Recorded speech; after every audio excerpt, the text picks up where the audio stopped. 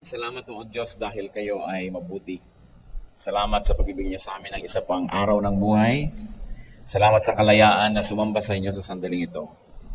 Nilalapit namin sa iyo ang mga sarili namin, Panginoon, kung mayroong anumang bagay na maaaring maging hadlang para kami lubos na makiisa sa inyong Espiritu. Isinusuko po namin. Punan niyo naman, Panginoon, namin pagkukulang ng inyong pasensya, ng inyong pag-ibig, ng pagpapatawad ninyo. At nawa yung kapangyarihan niyo, maramdaman po namin. Lumalapit kami na may hawak, Panginoong sisidla na walang laman. Hinihiling namin punuin niyo po ito ng inyong mga salita, ng inyong pag-ibig at karunungan. And like empty cups, we lift our hearts to you, Father, and we pray that you may fill our hearts with your presence. Fill that vacuum in us that only you can fill. And we pray that your wisdom may prevail, lead us unto greater knowledge of you, which in turn will lead us unto good works that glorify your name and worship you in spirit and in truth. Protect us from the evil one. Protect us from lies and deceptions. Protect our loved ones who are not with us right now, O God. And may this time be a fruitful one with you. Be the speaker. Lead us, teach us, and may we honor your name. Father, we praise you. We thank you, we honor you. In the name of Jesus our Lord. Dahil po mahal natin ang Panginoon, ay marapat lang na dibdibin natin ang ating tungkulin na lumago sa espiritual na paraan. At sa paglago ay dapat bantayan natin kung ano mga lumalabas sa ating bibig sapagkat yan ay nagmumula sa puso kung hindi man sa isang isip na maaaring nagpapabaya. Matthew 12:34, for out of the overflow of the heart, the mouth speaks. So kung ano ang nag-uumapaw sa puso, yun lamang ang lumalabas sa bibig. What people say, their words, their vocabulary, their favorite expressions and even topics reveal the state of their heart, of their mind, even of their spirit. Bagamat napaka-invisible ng espiritu ng tao para makita, subalit may paraan na masukat, malaman kung ano ito at ang kalagayan nito sa pamamagitan ng mga salita na lumalabas sa bibig ng isang tao. At ang Biblia na nga ang may sabi, Matthew 12:34, kung ano ang laman ng puso, yun ang lumalabas sa bibig. Sa atin pong pagsasalita, lumalabas yung ating theology. Rightly or wrongly, may theology ang mga sinasabi natin. Lumalabas yung ating mga biases, sometimes bigotry, our very strongly opinionated stand on anything. Through our words, we expose our orientation and even motives. At sa mga mailan-ilan na mga panahon na wala namang malisya ang mga sinasabi, kung ito'y mali, kadalasan nagmumula naman sa ignorance. So malice or ignorance can be the source of wrong or evil words. And in both cases, they are dangerous. Napakarami pong mga Kristiyano na bago sa pananalig o kaya matagal man pero hindi ganap na nagkaroon ng panahon o pagkakataong mag-aral, maraming mga di pa naunawa ang lubos. At kung ang mga bawat Kristiyano sana ay mayroong isang munting guidebook na pwede niyang basahin para makaiwas siya sa mga hindi na sana niya mararanasan pa ng mga kabiguan, disappointment, disillusionment, ay napakagandang magkaroon nito. At ito po ay isa sa mga layunin ng pag-aaral natin na kung tayo bago-bago sa pananalig, ay mapaunahan na tayo na sa churchman, sa fellowship man, in the company of so-called believers, ay maaaring magkaroon ng mga snares, traps, and difficulties. At kung tayo ay dati na at matagal na sa Panginoon, maganda ring paalala na baka tayo ang nagtataguyod pa ng ganitong mga ikinakatisod o kaya pinanlulumo, ipinaghihirap at ipinaghihina ng loob ng mga mananalig. So sa atin pong survival guide for God's people, suriin natin ang ating sarili, tingnan natin kung meron tayong dapat baguhin sa ating sarili, kung meron tayong dapat pag-ingatan sa iba, o kung sa iba man nanggagaling ito ay kung meron tayong dapat ipatawad at unawain man lamang. Beware of these big, colored, and loaded words. Meron tayong koleksyon ng ilan sa mga big, colored, and loaded words that new Christians should be careful about and old Christians should watch out for. First is the word unbeliever. Ano ba yung word na unbeliever? Nadidinig natin lagi sa mga born-again Christian. Kumisan gusto kong matunaw sa aking kinakatayuan pagka meron akong nakakapanayam na mga dumadaan. Tapos sasabihin nung attendee sa church, Pastor, ito pong auntie ko, unbeliever. Pero dinig na dinig nung auntie niya na tinatawag siyang unbeliever. At napakarami na po mga tao nagreklamo, bakit ang gayabang niyo mga born again kayo? Tinatawag niyo kami unbeliever. Ano palagay niyo? Kayo lang naniniwala sa Diyos? So be careful with that word. Kadalasan kasi ang ibig sabihin natin sa unbeliever, not of our local exclusive sect or community. Maybe not born again the way we want born again to be, and sometimes not Protestant. Brothers and sisters, beware of this word because the word unbeliever is so judgmental. Kumari nating ilaglag sa ating vocabulary yan at marami namang ibang mas katanggap-tanggap ng mga panalita. The word unbeliever is so condescending and it is so self-promoting because unbeliever siya, believer ako. It can be derogatory and very specifically it is divisive because it divides people among believers and unbelievers. While it is true that there is such a spiritual division, it is not always pleasant, it is never pleasant that we label people as unbelievers. Especially when we apply the word to people who also believe in the God of Genesis. Minsan sabi natin, unbeliever to unbeliever, naniniwala din naman siya, the same God of Genesis, the God who created us, Elohim. God, El Elyon, tinatawag ng mga pangalan niya sa Biblia. The God of the Bible. How can you call somebody who believes in the God of the Bible an unbeliever? But they only happen to belong to another definite or exclusive congregation. Sabi sa Matthew 7:1, do not judge. Napakarami po ng mga wala pa sa Panginoon ang nauudlot o kaya ay nadadala at lumalayo dahil sa mga nadidinig nilang mga ganitong mga pananalita. Another word that we should be careful about and careful in dispensing is the word saved or unsaved. Ang dalas niyan. Pag may namatay habang nakatingin sa ataol yung Kristiyano, tatanungin niya kung mag-anak, saved na ba? Tingnan nyo nga ang katabi nyo mga kapatid. Sige na, kung may kasama kayo, titigan nyo sandali lang, tingnan nyo mabuti. Saved na ba yan? Malalaman nyo ba? Diba? Pwede bang malaman kung ang isang tao saved? So sasabihin natin, ito saved na. Because they showed visible or audible signs of religious belief or acts in accordance with our standard and measurement. Ang totoo niyan, walang lubos, walang makakaalam kung ang isang tao ay saved. Maaaring makakita ka ng indicators, mga pahiwatig, but you can never definitely say saved, unsaved. So it's a very, very loaded word that we should be careful with. Sabi sa 1 Samuel 16:7, man looks at the outward appearance, but the Lord looks at the heart. Meron pa nga akong kilalang mga bata, nakita nila isa nilang kamag-anak na babae, na Kristiyano rin, sabi nila, ay hindi saved, hindi pala saved ang ating kamag-anak. Alam niyo kung bakit?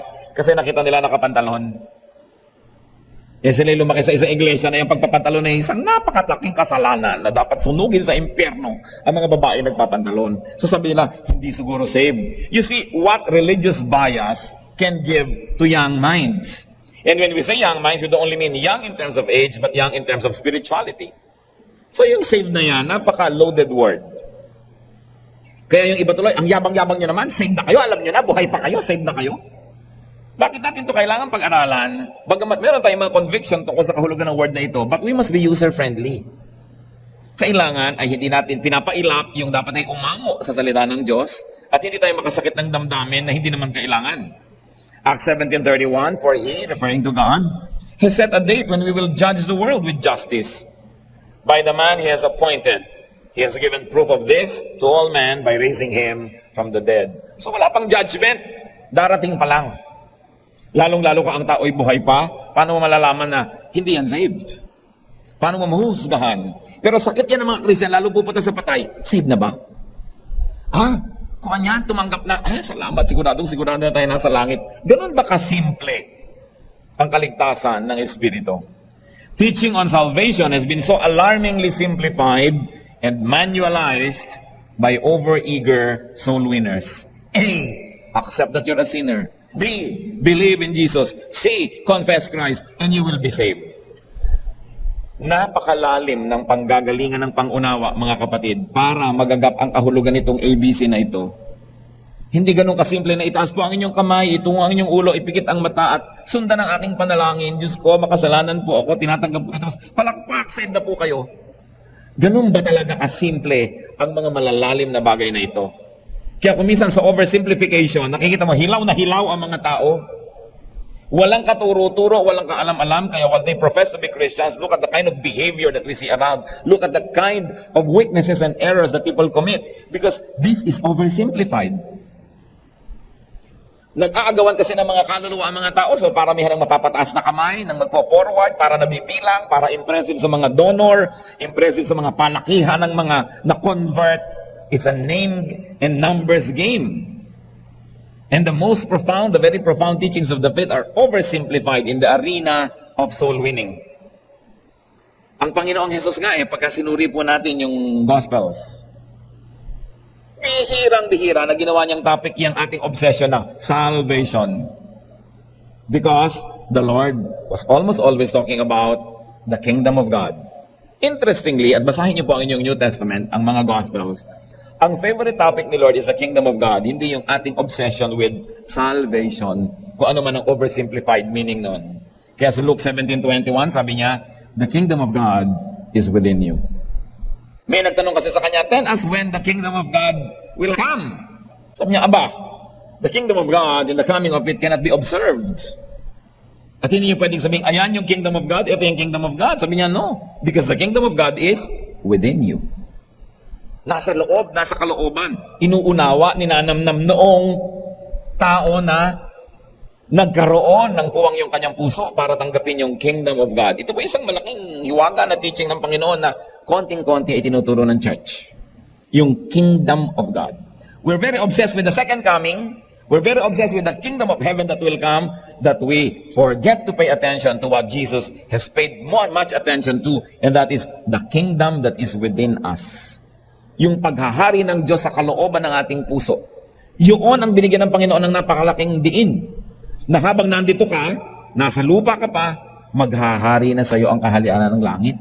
Totoo na yung kingdom sa iyo, hindi abang ka ng abang kung kailan darating.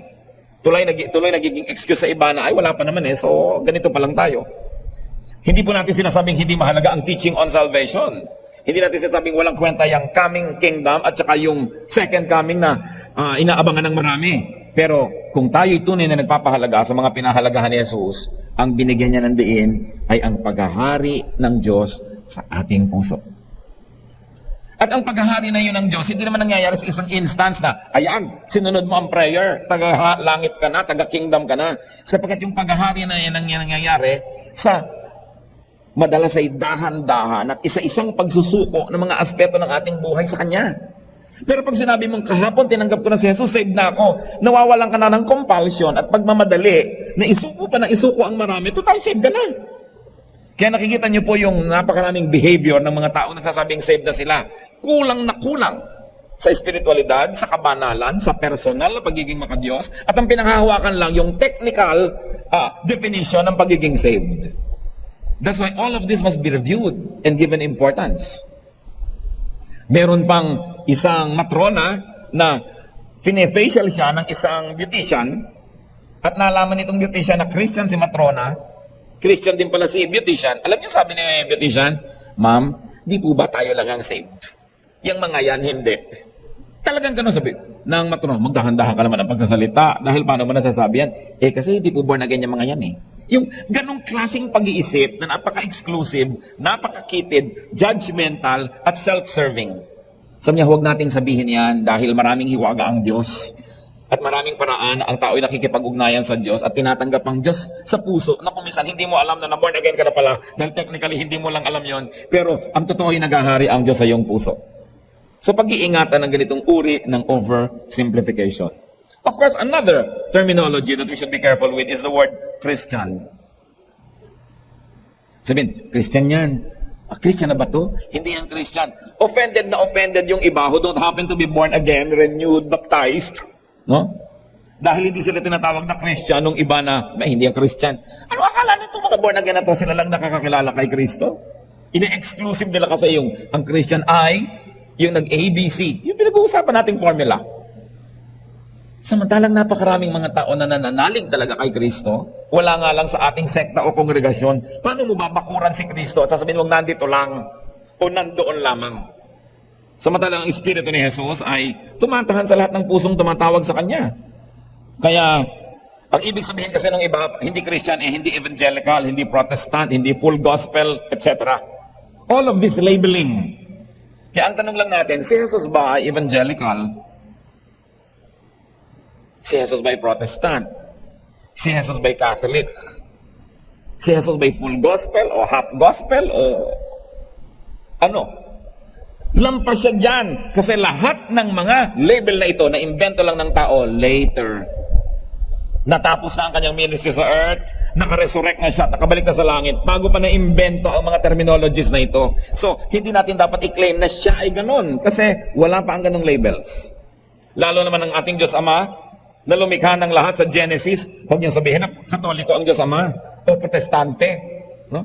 Huwag natin sabihin na ang Diyos Ama ay Muslim, o Kristiyano, dahil pati ang mga Muslim ay kinikilala nila yung Diyos ni Abraham.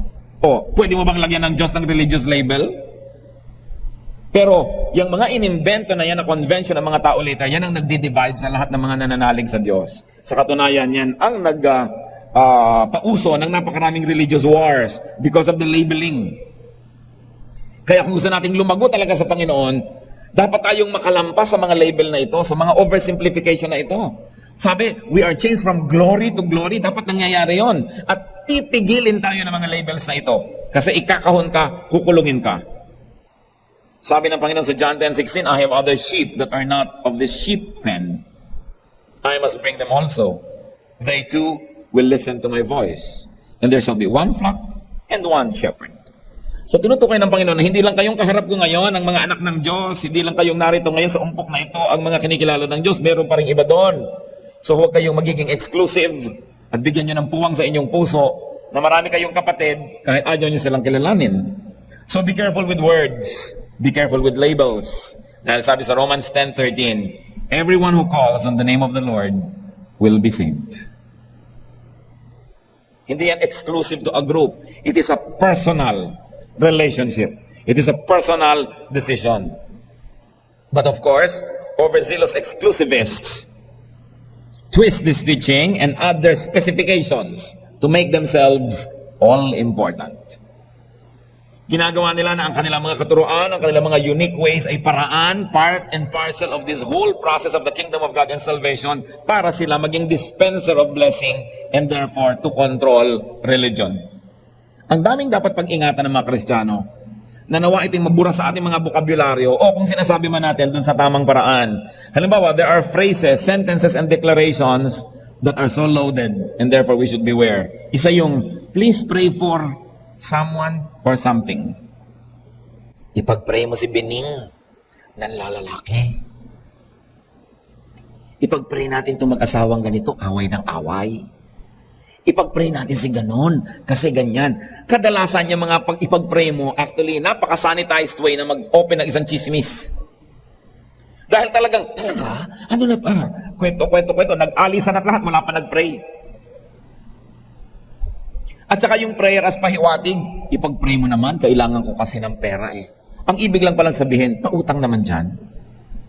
Mga parinig at daing, mga request, solicitations, mga ipag-pray nyo naman ang church namin kasi nagpapagawa kami, kulang pa kami ng bubong. Ang halaga nga po ng bubong, ganitong halaga, ipag-pray nyo naman. Sabi ko, paka-ipokrito mo naman, di pa sabihin mag-donate kayo. Kasi ipag-pray mo. Sanay ng maraming Kristiyano sa ganitong paraan ng mga parinig at pahiwatig ipag-pray. Hindi sincere. Hindi talaga prayer ang gusto nila, nagpaparinig lang sila.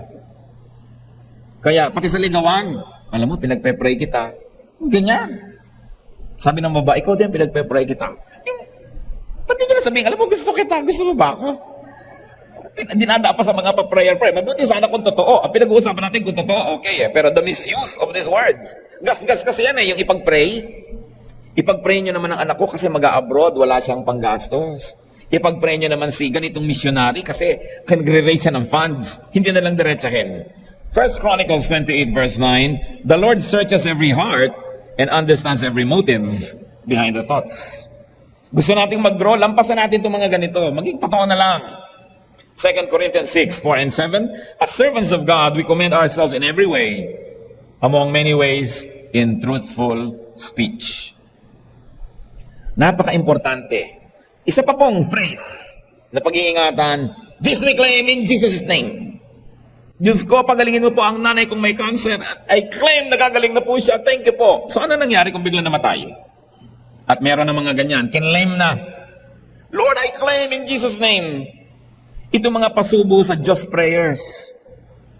Ano pa ang itinuro ng Panginoong attitude sa pananalangin? Matthew 6:10, your will be done. So we must not be stubborn. We should not have presumptuous requests because they have no place in godly prayers. And they can only lead to disappointment, to disillusionment, and sometimes to the weakening of faith. Kasi kinlaim na, tas hindi nangyari, nadidisorient, lalong-lalo yung mga bagong believer. At nanghihina ang pananalig at kuminsan nagtatampo sa Diyos kasi talagang kinlaim na, hindi nangyari. Sabi sa James 4:15, pag may gustong-gusto ka, dapat you ought to say, if it is the Lord's will.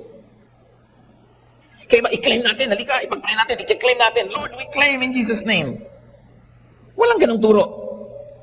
If it is God's will, thy will be done on earth as it is in heaven. So ang panalangin, Lord, gustong-gusto po namin to, pero kung ano po talaga yung gusto nyo, di yun ang masunod, baka naman po sakaling mapagbigyan nyo lang o makalusot ito, di thank you. Pero kung hindi, thank you pa rin po. That is how we should pray. Don't claim.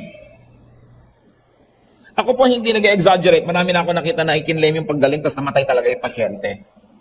So, nagtataka ang tao, bakit? Saan? Saan ako nagkamali? Sa prayer, doon ka nagkamali. Claim ka lang, claim eh. Sabihin mo nila sa Diyos, itong gusto ko, pero kayo pa rin po ang masunod. At ito pa mga kapatid ang pag-ingatan, lalo mga bago sa faith, yung sabi ni Lord. The Lord told me, thus saith the Lord. Nagtataka ko talaga doon sa mga tao, parang nakakausap nila ang Diyos. Yung, buti pa sila. Alam niyo po, kaninang umaga, sabi sa akin ng Diyos, papautangin niyo ako. Kinausap ako ni Lord, sabi ni Lord, o yung bag mong pink ang dadalhin mo ngayon, anak. Kaya pong pink. Yung ganun, either talagang napaka-special niya o siya nilalagnat. Yung lagi na lang, the Lord told me, ang dami nating nadidinig na ganyan. Pag-ingatan nyo, kasi kahit meron kayong conviction, pwede magkamaling conviction na yun eh. So sasabihin niya lang na, I have a leading. After prayer, I was inclined to think this way or to do it. Pero sabihin sabi sa akin ni Lord, napaka-presumptuous. Kaya tuloy, pag hindi natupad, nagtataka ang marami, hindi tinupad ng Diyos ang sinabi niya. At kayo rin nagtataka, yung pala faulty lamang yung theology. 2 Peter 2:1, but there were also false prophets among the people, just as there will be false teachers among you. So yung gusto natin siguro isipin na hindi naman false prophet, talaga lang, hindi lang niya nasusuri yung kahulugan ng pinagsasasabi niya. Pero, meron talaga mga false prophets. Halika, ipoprophesy kita, magpo-prophesy. Alam niyo po, gusto ng mga ibang tao yung gift of prophecy. Why? Because it makes a star of the prophet. Biruin mo, nakikinig sa'yo ang tao, ayaw gumawa ng anumang bagay hanggang hindi kumukonsulta sa'yo. It makes you very important. Kaya may mga tao na gusto nila na magprope-propetahan. Pero anong sabi sa Jeremiah 23:30-32? Therefore declares the Lord, I am against the prophets who steal from one another words supposedly from me. Yes, declares the Lord, I am against the prophets who wag their own tongues and yet declare, the Lord declares. Indeed, I am against those who prophesy false dreams, declares the Lord.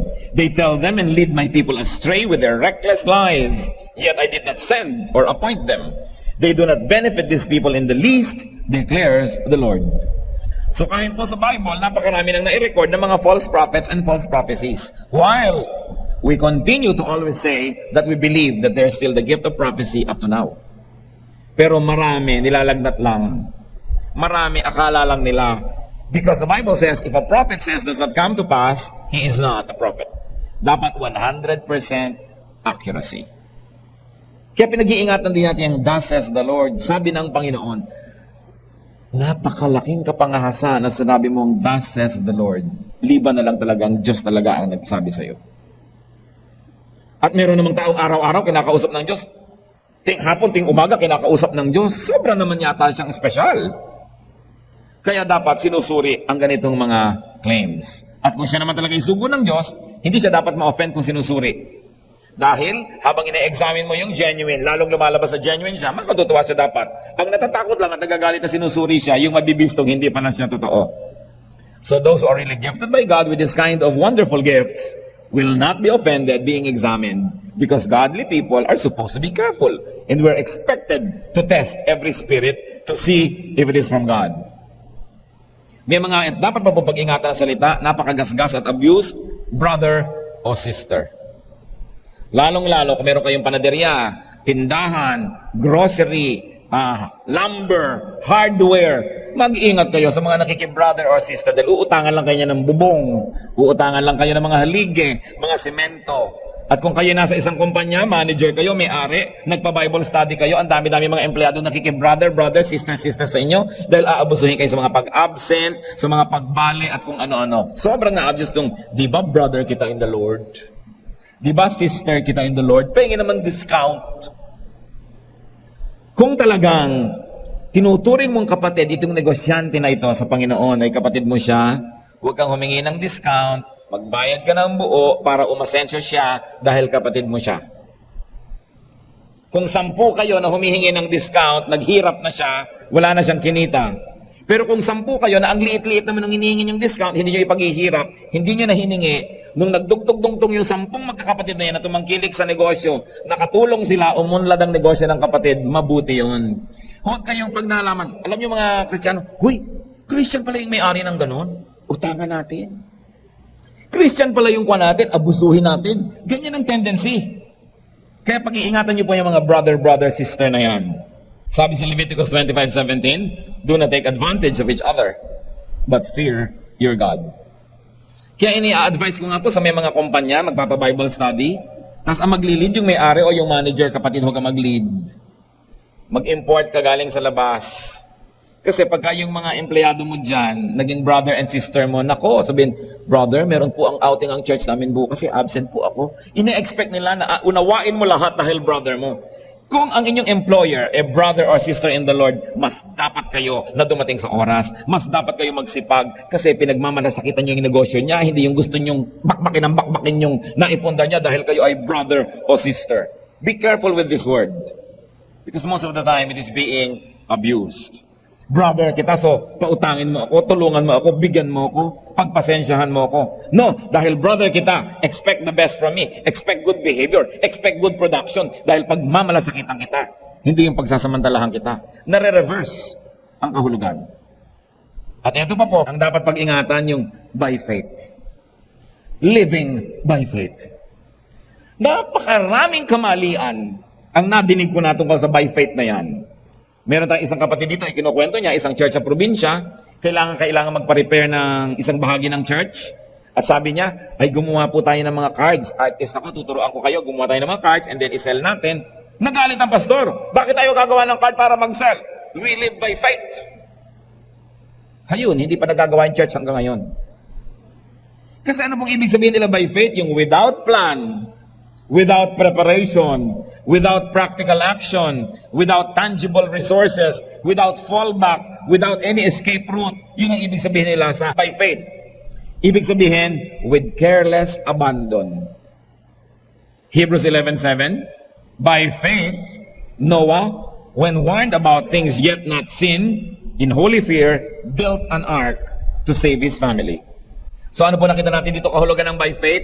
Kumikilos, nagtatrabaho, gumagawa ng practical, ginagamit ang utak na ibinigay sa atin ng Diyos para lutasin yung kaya naman natin sa ating level. Yun ang by faith.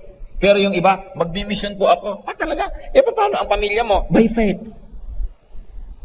Kaya haya na yung mga anak, mga butot balat na sa kapayatan kasi yung tatay ay nag-by faith. Ang dami ko pong nakilalang pastor na umiiyak dahil ang mga anak naging mga magnanakaw kasi nagutom, walang makain kasi by faith. Walang plano, walang fallback, nothing. Tapos by faith, tapos sisisihin ng Diyos. Kasi hindi naman yung itinuturo sa Bible na ibig sabihin ng by faith, yung kalimutan mong may utak ka. Huwag kang gumawa ng dapat gawin. Ang dami po, kung iisa-isahin pa lang natin yung mga vocabulary ng maraming mga Kristiyano, makikita natin ang daming bara para lubos na dumaloy talaga yung wisdom of God and therefore the blessing of God. Noon, sinasabi natin because the church is young, but the church in the Philippines, at least the evangelical church, is at least already 100 years old. And if you're going to count the Christian tradition in the Philippines, including the Catholic tradition, 500 years old na. Hindi na young. Dapat na mag-evolve. But very, very especially among the evangelical, Bible-based Christians, these ideas are very prevalent. Lagi mong nadidinig. At pipintasan ka pa ng iba pag nagpaplano ka, pag gumagawa ka ng mga paraan, sasabihin lang, wala kang faith. Pero wala naman silang ginawa kundi magparinig, ipag-pray mo naman kasi nagpapagawa kami ng buong. Akala ko ba by faith, bakit kailangan mo magparinig ng ganyang kutakot-takot? So kung mga bagay na ito mga kapatid ay ating una, tingnan, baka guilty tayo. Siyasatin natin, suriin natin. Pangalawa, baka may mga tao na ginagawa nila sa atin yan. Yung mga terminologies na to, minamanipulate lang pala tayo, tapos brother or sister sila. Be careful. Sabi ni Lord, I'm going to send you as sheep among wolves. Not everybody wearing a sheepskin is sheep. Sometimes, these are wolves wearing sheep's clothing. At kadalasan naman, pure ignorance lang. It's the best kung ignorance, at least walang malis. But you know that even ignorance is not good either. So dapat tayo mag-aral. Siyasatin ang ganitong mga bagay. Do not oversimplify the faith. Ito kasing tradition natin ng mga Bible-based denominations, ito oversimplify. Nakamanual lahat. Parang ganun lang mahuhuli yung mga malalawak na diwa tungkol sa Diyos at nailalagay sa papel at step 1, step 2, step 3. Ganun lang kasimple. But spiritual things are profound. Kailangan ang ating pagbubulay-bulay, ang ating pag-iisip-isip.